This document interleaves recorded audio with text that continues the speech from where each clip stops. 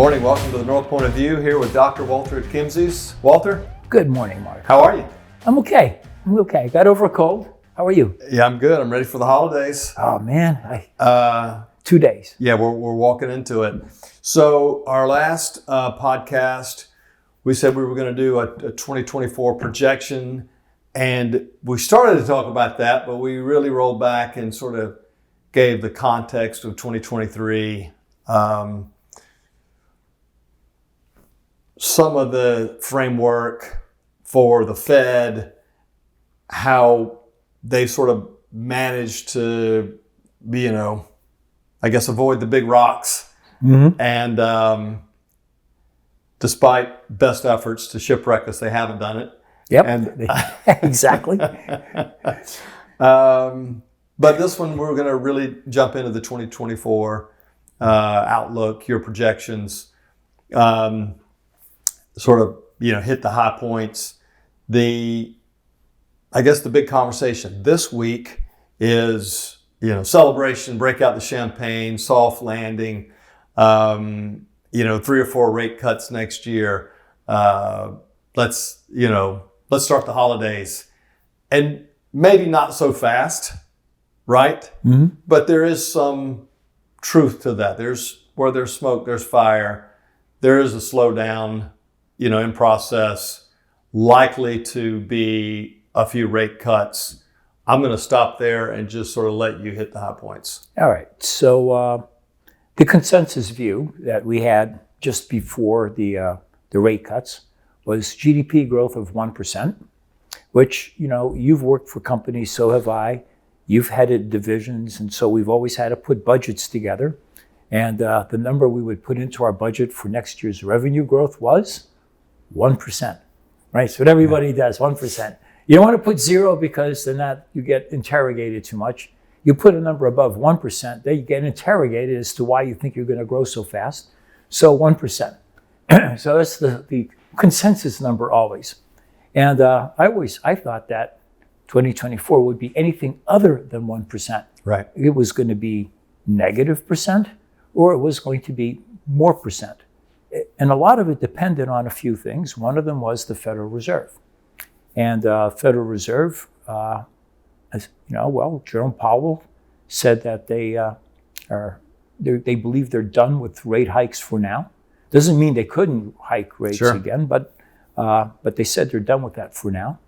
And they're expecting to have to cut rates 3 times next year. So when you go look at the Federal Reserve's, output from their meetings, prior to the, so up until the statement about they were going to cut rates, they felt U.S. GDP growth next year was going to be 1.4%, which is statistically not different than 1%. Right. Okay. And they had inflation running close to 3%, and they had unemployment they thought was going to go up to 4%. And then after they made the announcement that they had paused and expected to be cutting next, the GDP growth rate was up to 2.4%. I don't remember what the inflation number was, but I'm pretty sure it was between 2 and 3%. Yeah. And unemployment still around 4%. Economists, so those are the key numbers. So we'll go through each of these. You and I did a video not too long ago, a podcast not too long ago. Boy, I'm dating myself by saying video. You're back to Betamax. Exactly. By the way, we got a lot of posts on that one. Oh, we did? So the inflation rate that we talked about is, the Fed always says 2%. Everybody said 2%. Yeah. Why 2%? There is no justification for 2%. And if anybody watching our podcasts and or any of our friends knows, and I ask audiences this, why 2%? Right. It makes no sense to me. And I'm thinking of writing a long essay, maybe over the break, and shoot it over to friends at various media outlets, see if that can get a little attention. I don't want the attention, but I'd like the researchers out there to start asking relevant questions. Because our working age population is barely going to grow. It's Right. 0.2% in the next 10 years.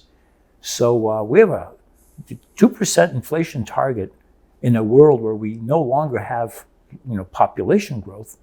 I think you need to rethink things, right? Or at least reconsider. So, but 2 to 3%, I think personally, I think it's going to come in closer to 2.5 to 2%. So 2.5 down, not 2.5 up. The supply side is in deflation mode, is struggling not to go bankrupt. We saw Yellow, the trucking company. And more transportation worries to follow. Exactly. Right, yeah. Yeah. So That's a drag. We do not want the transportation industry injured in any way, shape, or form. So that's the inflation part. For the unemployment, we're going to get to 4%.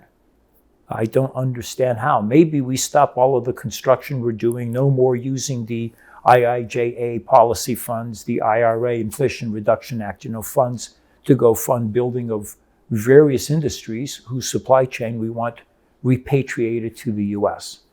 Okay, I don't see that happening. Yeah, labor is a separate podcast, right? You and I have been talking about that for a while. There's some huge foundational issues there. Exactly. So getting back to 4% would take a lot of nasty, stupid things to happen. Okay, so for the GDP, so we did we did unemployment, we did inflation, now we get to the GDP. GDP, I struggle with that because our workforce growth plus productivity growth is what equals GDP growth, right? Because GDP is a bunch of people who make stuff. Yep. If you have more people, you have more GDP. If you have people making more stuff, each person making more than before, which is productivity gain, you get more GDP. So those are the two pieces. And the working age population, it's not growing. I mean, there are some getting over the border and sneaking in here and there. And technology does fill the gap there some. And at some point, AI is another podcast in and of itself. Exactly. Right. Because you know not to get me started, okay? There is no AI out there right now. What we have is the beginnings of AI, and it's a different... Right, You're hearing from a guy who was writing AI code in the 80s, right? Yeah, that's right. In 93, I was playing with genetic algorithms. So, oh my gosh. Anyways, let's just stay away from that. So to get to 2.4% GDP growth, I'm struggling a bit, Mark. I just don't see productivity growth of 2% or more. That's what it takes to get there. So I have to go do a deep think. But it's probably not going to be as low as I think it's going to be. I think GDP growth of 1.5%. Productivity growth has not been as great as people think. Every year in the headlines, we've got this AI and this company automated their warehouse and this was automated and we've got autonomous trucks which haven't worked yet. And you saw what happened to Chevrolet's little cruiser. They were California, which is promoting this, booted them out of San Francisco. So all of this the media takes one example and tries to use a broad brush to say we're going to revolutionize the economy, and bit by bit the story falls apart. Right. So 5 years ago, if you had known all of these headlines, you would have guessed that today, you and I met up riding autonomous cars, right? Only using hydrogen. We know electricity didn't work. No, come on, stop it. We're trying to get there, but we're not there yet.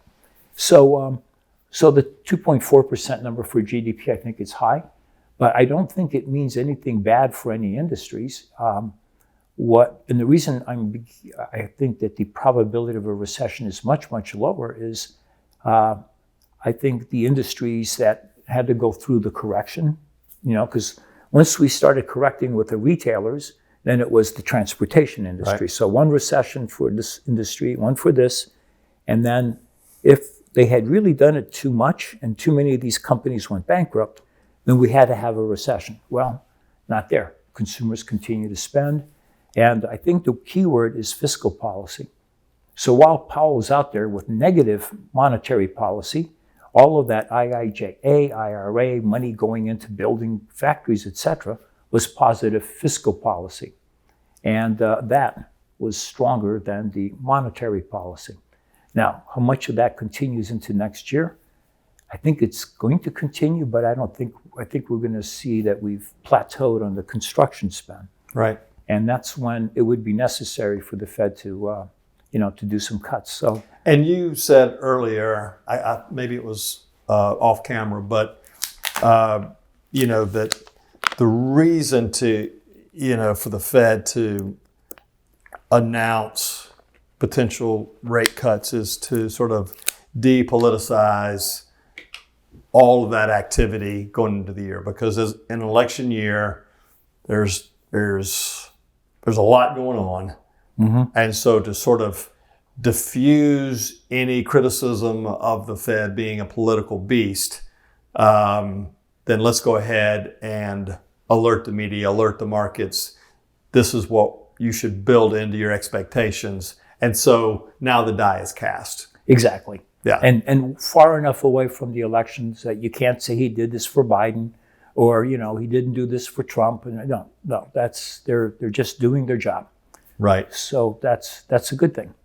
I guess in terms of the outlook for 2024, we still have the geopolitical tensions. Yeah, I mean, we've got Israel at war, Russia at war, China doing what they're doing through Iran. We've got the Red Sea, the rebels attacking the ships coming through the Suez. And yet, as you and I have talked this year, through all of that, negativity, through all of that worry, the market stays surprisingly resilient. And all right, so now we get to the really important stuff, right? What will the stock market do? Back in 2022, you asked me in October of that year, would you get back into the stock market? When and why? And I said that we'd fallen a lot. There was a lot to worry about. It was all priced in, so it was time to get back into the market. Right. I thought we might climb the wall of worry. I thought we'd climb a little bit. I mean, when I said that, the S&P was at like 3,500, and now I believe it's around 4,500. I left my 401k in stocks. Even before Ukraine, I once you didn't sell out before the market cratered, it was too late. So you just sit there, Right. Anyways, it's my 401k is better now than it was before. So the market has climbed the wall of worry, and that's what worries me. Yeah. I'm not sure what's fueling this. So during the break, I plan to take apart some of the market data and see which of the sectors is really driving. Is it all technology driven by, U.S. repatriating technology, a lot of subsidies being handed out? Well, there's a lot, and it's been all over, Wall Street Journal the last month, but the Magnificent Seven have driven, increases in the market, and then you and I still need to talk about, construction spending and how that's sort of, I don't know if it's the rat and the python, but construction spending is, it's incredible in the U.S. right now. Yeah. Right. But thankfully for me, you're a contrarian. Yeah. Which sort of keeps me on an even keel sometime. As we wrap up this in a few words, how do you advise sort of pushing into 24 and with the elections next year? What's the big takeaway from today? So I'm going to put on my old stock market strategist hat. Back when I didn't know anything but thought I did. And it's going to be the battle of two things. Next year is still going to be very volatile. The Houthi thing isn't going to be solved in the next few weeks, so it walks into 2024. The situation with Israel is not going to be resolved that quickly either. We've got, at a minimum, several months, could be years. So it's a very volatile year, just looking at it from that perspective. You've got, Putin and his, I have to go take over Ukraine nonsense, but violent. So these things, the politics in the U.S. are kind of ugly. Yeah. So it's very volatile. But what do we tell people about the stock market during election years? Buy stocks. Yeah. Right? They always did better in election years than almost any other years. So you've got these two forces against each other. I'm going to stay in the stocks. And it's biting my nails and, trying not to look at the 401k. Yeah, don't open your portfolio until the end of the year. Exactly. Just ride the wave, right? Exactly. Be prepared to cry. Damn the torpedoes, full steam ahead, right? Exactly. Walter, always great being with you, man. Absolutely. Same here, Mark. All right, see you guys soon.